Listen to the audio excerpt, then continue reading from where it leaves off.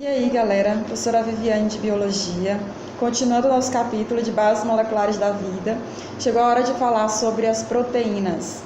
Muito cuidado, porque esse assunto cai muito em questões de provas de vestibulares e Enem, tá? Então, vamos lá e muita calma, porque esse capítulo está quase acabando. As proteínas são os compostos orgânicos mais abundantes dos organismos.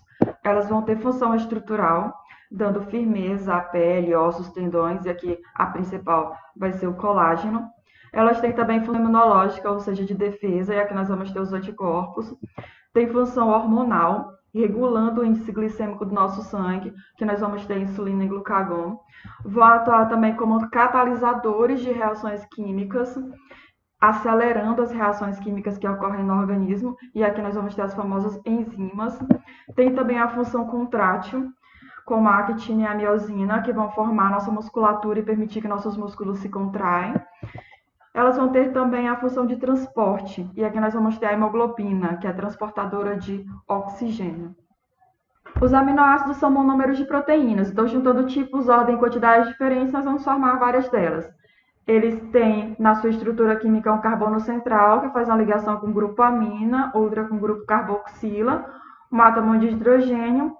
E aqui a única diferença entre os aminoácidos está na sua cadeia lateral, onde aqui nós vamos ter 20 tipos diferentes de aminoácidos formando todas as proteínas existentes no mundo.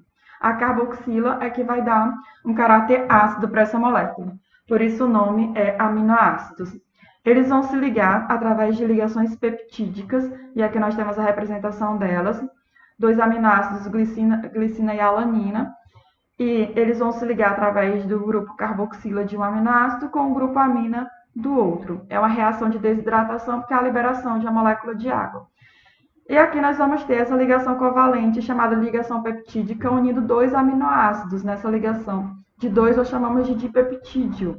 Se fossem três, seria um tripeptídeo. Centenas desses aminoácidos seriam polipeptídeo. E aí milhares, sim, nós chamamos de proteínas. No caso dos seres humanos, nós temos os aminoácidos naturais e os essenciais. Esses naturais são os produzidos pelo nosso organismo.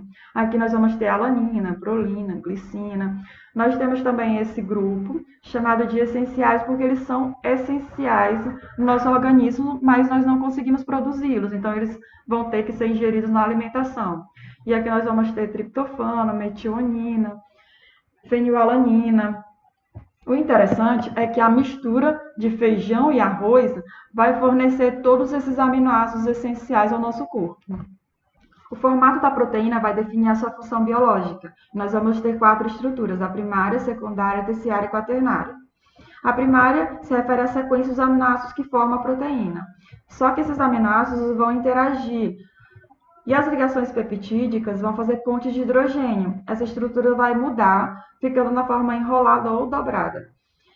Então, aqui nós vamos passar a chamar de estrutura secundária. E um exemplo dela é a queratina do cabelo. Quando a chapinha, por exemplo, com alta temperatura rompe as pontes de hidrogênio, faz com que essa queratina ela fique na forma primária, com o cabelo liso. Só que quando chove, a água vai hidratar o cabelo e as pontes de hidrogênio que estavam desfeitas voltam a se fazer e o cabelo vai voltar a ficar cacheado.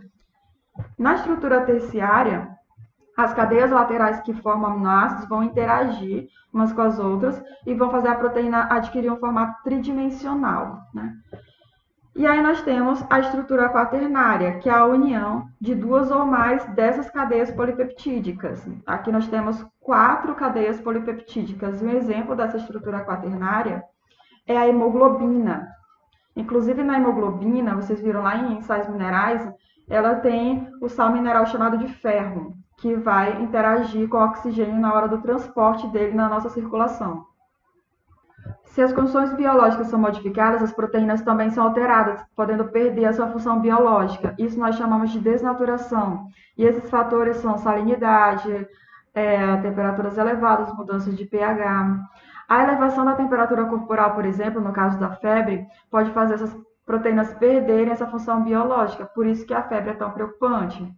Um exemplo de desnaturação proteica é a clara de ovo, ou seja, ela tem proteínas chamadas de albumina, que na temperatura ambiente são liquefeitas, mas aquecidas as interações entre os aminoácidos são desfeitas e ela fica assim na forma sólida. E claro que ela nunca mais vai voltar a ser líquida.